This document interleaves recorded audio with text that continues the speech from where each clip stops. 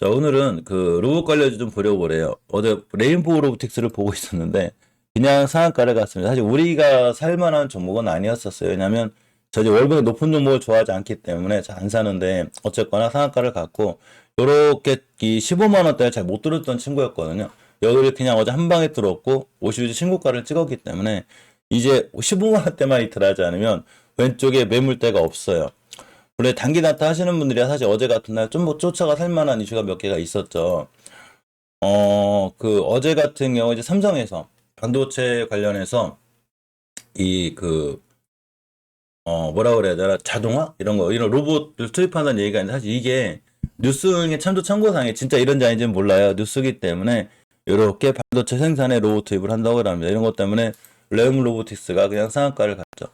사실 삼성하고 연결된 가장 그 로봇 중에는 레인보우 로보틱스가 가장 눈꼽죠. 그래서 이렇게 코스닥 시총에 올라왔어요. 그래서 삼성전자 로봇도 있게 되감. 사실 근데 삼성전자는 벌써 많은 분들이 좀 그 자동화돼 있고 좀 또 하나가 이 반도체 쪽만 아니라 지금은 자동차 같은 그 공장들도 거의 자동화 설비가 돼 있어요.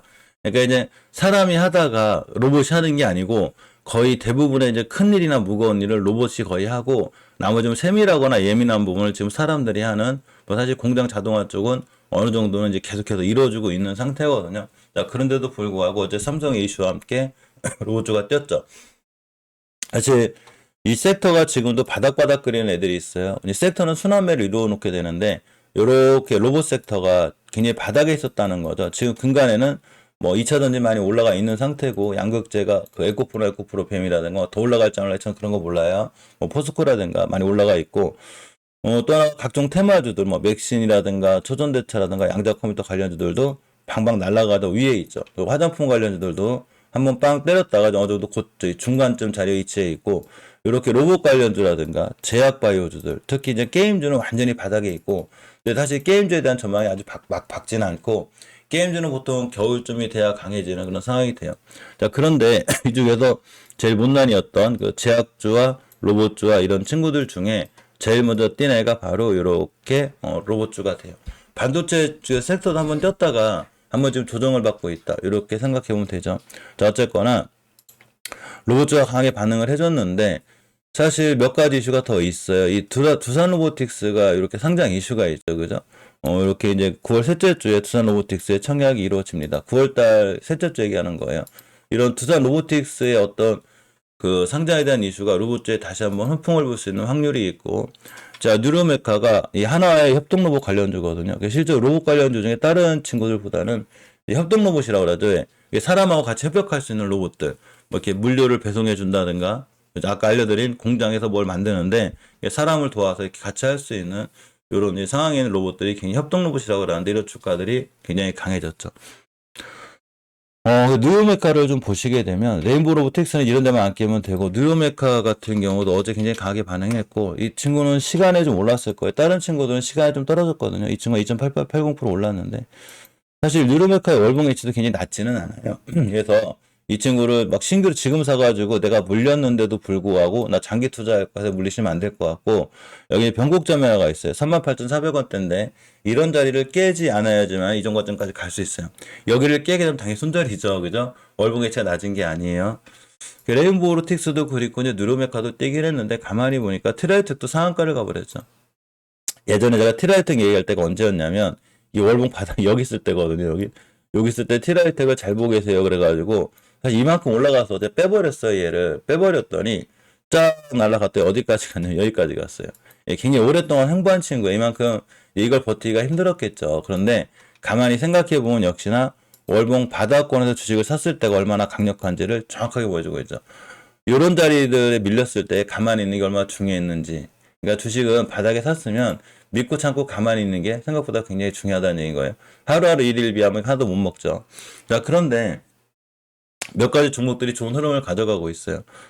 일단 그 VH원텍을 좀 보시게 되면 제 VH원텍이 원래 2차 전지 그 장비주거든요. 2차 전지 그 공장 지금 이제 이번에도 현대차하고 LG엔솔에서 아마 2.5도 정도를 좀 미국에 좀 더 투자를 할 것 같아요. 공장이 계속 증설이 되고 공장이 늘어나게 되면 어쨌거나 2차 전지 장비주들의 흐름이 좋아질 거기 때문에 잘 보고 계시라고 했죠.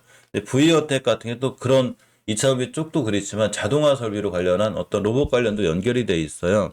그래서 공장 자동화 관련주이기도 하는데 원래 부위원택은 제가 처음에 알려드린 자리 이런 자리가 제일 좋은 자리죠. 이게 바닥권에 있을 때. 그런데 금방 제가 그 티라유텍을 얘기해드렸듯이 사실 티라유텍도 이렇게 급등했다가 굉장히 오랫동안 지지부진했었거든요. 이렇게 이런 친구가 월봉에서 여기를 갈 정도로 상한가를 한 방에 빵 갔죠. 이렇게. 자, 그런데 이게 그 부위한테 꼭 저렇게 된다는 건 아니에요. 저 미리 맞출 수는 없죠. 저는 주식을 맞추는 사람이 아니에요. 그래서 모든 투자에 대한 판단 책임은 본인에게 있는 거예요. 본인이 부위현택을 사기 전에 제형상만 믿고 사는 게 아니라 본인 스스로 부위현택이 어떤 회사인지 공부를 잘 해놓고 사시라고 그랬죠. 물론 제가 처음에 얘기했던 멤버들이랑 항상 공부할 때 그냥 부위현택은 장비 쪽으로 좋고 자동화 쪽으로 좋으니까 2차전지 장비도 시장 커질 수밖에 없다. 여기 사는 게 좋겠습니다 했더니 여기까지 갔죠 지금. 자, 그럼 여기만 가도 더블인데 이 친구가 굉장히 좋은 행동을 안 하고 있어요. 전혀 5개월선을 이탈하지 않고 있죠 지금. 그러면 티라유텍이 여기까지 갔듯이 부위현택이 갈지 안 갈지는 모르겠지만 바로 갈지 1년 뒤에 갈지 2년 뒤에 갈지 모르겠지만 제가 얘기하는 1, 2년은 결코 긴 시간이 아니에요. 여기서 사신 분들이 2, 3년 버텨가지고 여기를 갈 수 있다면 이때 사신 가격은 8,000원대고 이때가 3만 원이라고 치면 거의 4배, 5배의 수익률이 나오는 거예요. 4배의 수익률이. 그럼 누가 3년 만에 4배를 먹어요? 5천만 원 넣으면 2억인데? 근데 하루하루 일일비하면 아무 소용이 없다는 거죠. 그래서 부유원택은 원래 여기가 제가 알려줬던 여기가 제일 중요한 매수 타이밍이고 이런 공간에서 만약에 지지부진하게 옆으로 가도 본인이 월봉 5개월 선을 깨면 손절할 수가 있다. 그러면 그냥 쭉 들고 가시면 돼요. 그러면 추세가 주봉에서 앞으로도 5주선 같은 데만 이탈하지 않거나 특히 제가 중기적으로 조정을 거칠 때 20주선을 깨지 않으면 된다고 그랬죠. 전혀 이탈하지 않고 있어요. 그럼으로 인해서 잘 따라 올라가죠, 이 친구가. 자, 그러니까 뭐 로봇주가 어떻고 뭐가 어떻고 이런 게 중요한 게 아니라 주식은 수급에 기인하기 때문에 부연택 같은 친구들은 앞으로도 꾸준히 잘 따라서 올라갈 확률이 굉장히 크다. 물론 시장이 급락하거나 위험한 상황이 오게 되면 전체적으로 다시 한번 이 저점이 얼마냐면 11,300원이거든요. 그러니까 11,300원대만 안 깨면 계속 올라가는 거예요. 당연히 제가 처음에 알려준 여기서 사신 분들은 당연히 지금도 들고 있어야 되겠죠. 팔지 말고 그냥 내가 적금 들어갔다고 생각하고 가만히 냅두면 돼요. 적금 이자가 6, 7%를 줘도 많이 주는데 지금도 더블이죠. 사신 분들은 그러니까 앞으로도 쭉 들고 있는 게 맞는 것 같고 새로 신규로 들어가시는 분들은 일봉에서 5일선 근처 매수 이런 데 하는 게 좋은 것 같아요. 예전에도 이제 보면 우리가 SK네트워크스 같은 친구들 잘 보시면 SK네트워크스를 지금 4년째 보고 있거든요. 살짝 들고 있는데 그 엄청나게 고생했죠. SK네트워크스를 막 이런 데 갔다가 떨어지고 막 이거 뭐 다 손절치고 뭐 난리 났더니 결국 여기 와 있죠, 지금. 그러니까 월봉에서 바닥에서 주식을 살 때는 1, 2년, 2, 3년을 길게 생각하지 않아야 돼요. 대신에 이건 중장기 투자하는 경우 얘기고 중장기 투자를 할 때는 절대 일일비하지 않는 것도 중요하지만 가장 중요한 거는 그냥 묻어두시면 돼요. 왜 워렌 버핏 그분이 그런 말을 했죠. 사갖고 주식 사고 잠들어라. 사실 원래 이렇게 얘기하면 저는 그 멤버님들이 막 저한테 이제 멤버님들이 후원금 차원에서 저는 이제 가입하신다고 생각하는데 사실 한번 사놓고 가만히 있으면 되는구나. 이제 그렇게 하면 되는데 또 너무 많은 종목을 그렇게 할 수는 없죠. 그죠? 그래서 한두 종목에 집중하셔야 돼요. 한두 개 맞게 물린 거 1번 하나 장기 투자, 물린 거 2번 하나 장기 투자, 물린 거 3번 하나 장기 투자. 물린 거 10개를 다 장기 투자하고 있는데 이렇게 하시는 게 아니고 지금 장기 투자하는 게 있다면 그 한두 종목에 집중하고 계속해서 자금을 밀어 넣어야죠. 나머지는 아무리 장기 투자 들어갔다 할지라도 자리를 깨면 당연히 손절하고 다른 종목을 보는 게 맞겠죠. 물린 게 너무 많으면 안 되는 거예요. 단타 친다고 그래가지고 단타로 물린 거 1번 하나, 단타로 물린 거 2번 하나. 장기 투자한다고 그래서 물린 거 10개, 단기 투자한다고 해서 물린 거 10개. 내 계좌에 종목이 20개가 있지? 이렇게 돼버리면 안 된다는 얘기인 거예요. 그래서 가장 중요한 거는 중장기 투자는 한두 개만 집중적으로 자금을 투입하시는 게 맞아요. 이게 제가 멤버들과 얘기할 때 항상 강조하거든요. 저는 어떤 종목에 대한 얘기보다 심리에 대한 얘기를 많이 해드리는데 주식은 좋은 종목을 고르는 것도 당연히 중요하지만 그만큼 심리적으로 굉장히 튼튼한 상태를 유지해 줘야 되는 게 좀 맞습니다. 따라서 이 부연택 같은 지금 오래 보시는 게 좋고 제가 예전에도 멤버들 공부하던 방에서 제가 아지네스트를 한번 얘기 드린 적이 있었는데 아지네스트는 근간에 이 매집이 잘 들어오죠. 지금 이렇게 이 친구가 특히 월봉 H가 높은 게 아니에요. 낮은 데 있죠. 물론 당연히 60개선 깨면 안 돼요. 우리가 랩지노믹스 같은 경우를 보면 차트들이 좀 비슷하니까 보통 차트는 좀 외우는 게 좋아요. 이제 차트 보통 세계적으로 고슬도 보면 차트를 하루에 이제 4, 50개는 기본적으로 보거든요. 저 같은 경우는 180개에서 200개를 본다고 생각하시면 돼요. 우리 멤버님도 저 때문에 당연히 180개, 100개를 보겠죠. 제가 맨날 공부시켜드리니까 당연히 보게 되는데, 우리는 공부하는 방이죠. 막 종목을 찍어주거나 추천해주거나 막 1대1 따로 막 상담하거나 이런 채널이 아니라 같이 공부하고 노력하는 채널인데, 멤버는 제가 따로 이제 많은 얘기를 해드리거든요. 자, 랩지노이스가 이런 자리에서 그냥 이렇게 올라갔어요. 자, 그럼으로 인해서 여기까지 와 있는데, 뭐 야진액텍 이렇게 될지 안 될지 모르겠지만 결국 우리가 주식을 사려면 이런 자리들 바닥권에 사시라는 거예요. 그죠? 굉장히 좀 바닥권에 있고, 특히나 근간에는 이제 오늘이 중요한데, 어제까지는 월봉, 월봉이 굉장히 중요했지만 지금부터는 오늘은 주봉이 중요하거든요. 이게 주봉의 상태를 보게 되면 이렇게 지금 오선 위에 저희 주봉의 상태를 보게 되면 유선 위에 있죠. 특히 수급 두선 유선을 깨서 올라가주면 좋고, 일봉에서도 앞에 보면 이렇게 거래량이 잘 터져 들어와 있거든요. 이런 상태는 오늘 같은 날 241선만 아끼면 또 뛸 수 있다. 이렇게 보시면 좀 돼요. 근데 이 중에서 이제 대장, 부대장들을 좀 나눠야 되겠는데, 사실 대장은 레인보우 로보틱스가 되고 부대장은 RS 오토메이션이 돼요. 사실 RS 오토메이션도 삼성하고 연결이 굉장히 잘 돼 있어요. 그런데 RS 오토메이션은 레인보우 로보틱스와 원체 월봉에서 올라가던 탄력으로 뛴 거고, RS 오토메이션은 전체적으로 바닥권이죠. 아지네스틱은 여기서 못 뛴 것 뿐이고, 아지네스틱은 여기서 여기까지 못 뛴 것 뿐이고, RS 오토메이션은 금방 한 방에 뛴 겁니다. 그런데 요렇게 어제 월말이라고 그랬죠. 월말 생각보다 중요해요. 이 월말 종가를 가만히 보니까 요런 자리들이 있어요. 이렇게. 이 자리가 전체적으로 16,230원 여기만 안 깨면 되거든요.